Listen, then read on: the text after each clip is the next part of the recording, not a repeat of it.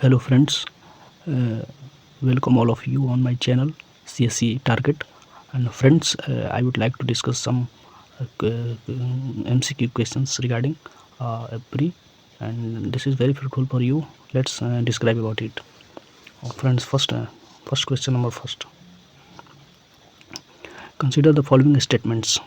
Following statement consider करते हैं। जैसे Oman become the first Gulf country to sign a comprehensive economic partnership agreement. Oman जो है वो पहला देश है जो सेपा को गल्फ कंट्री में सेपा को साइन किया है इंडिया के साथ। Second statement, Jordan is leading supplier of phosphate potash fertilisers for India. Jordan जो है वो फॉस्फेट और पोटास को सप्लायर करने वाला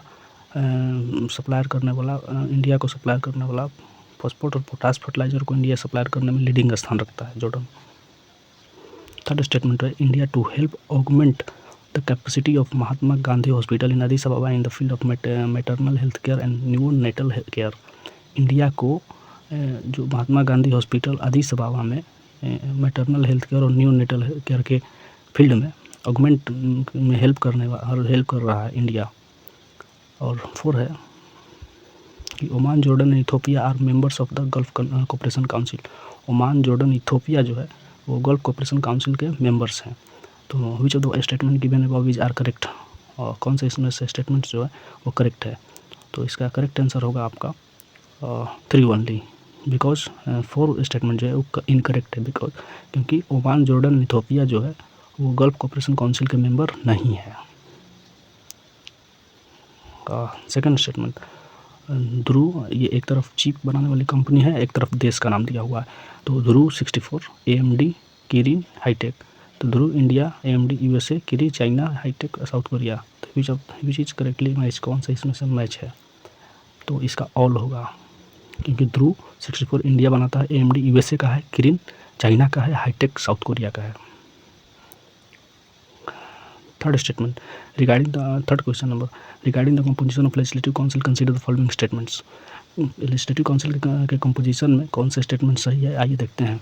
first, 1/3 are elected by the members of local bodies in the state like municipalities, district boards and panchayats. 1/3 जो member होते हैं वो लोकल बॉडीज़ के द्वारा, स्टेट के जो लोकल बॉडी जो होता है उसके द्वारा वो इलेक्टेड होते हैं, जैसे म्यूनिसिपैलिटी हो गया, डिस्ट्रिक्ट हो गया, पंचायत हो गया। सेकेंड स्टेटमेंट है 1/6 आर जो है इलेक्टेड होता है member legislative assembly of the other state from amongst persons who are not members of the assembly। जो 1/6 मेंबर जो होते हैं वो उस स्टेट के जो असेंबली के amongst पर्सन होते हैं, लेकिन उस टाइम वो असेंबली में मेंबर नहीं होते, उनको इलेक्ट किया जाता है। जो थर्ड स्टेटमेंट है 5/6 of the total number of members of the legislative council are nominated by the governor. जो 5/6 मेंबर जो होते हैं टोटल मेंबर का, तो उसको हम क्या करते हैं, लेजिस्लेटिव काउंसिल के टोटल मेंबर का जो 5/6 मेंबर होते हैं उसको गवर्नर नॉमिनेट करते हैं। फोर्थ स्टेटमेंट है कि 1/12 आर जो होते हैं are elected by teachers of 3 year standing in the state that must be lower in standard than a secondary school. जो 1/12 मेंबर जो होते हैं वो जो सेकेंडरी स्कूल से लोअर को अवश्य लोअर सेकेंडरी स्कूल से नीचे पढ़ाने वाले होते हैं और उस स्टेट में 3 साल तक अपना टीचिंग किए हुए हैं, उनको इलेक्टेड किया जाता है। 5 स्टेटमेंट जो है the maximum strength of the council is fixed at 1/3 of the total strength of the assembly and minimum strength is fixed at 40। जो maximum strength of the council होता है वो जो उस असेंबली का टोटल स्ट्रेंथ का 1/3 होता है, एंड और minimum strength is fixed at 40, और मिनिमम जो स्ट्रेंथ है उसको 40 फिक्स किया गया है। तो इसमें से कौन सा स्टेटमेंट सही है?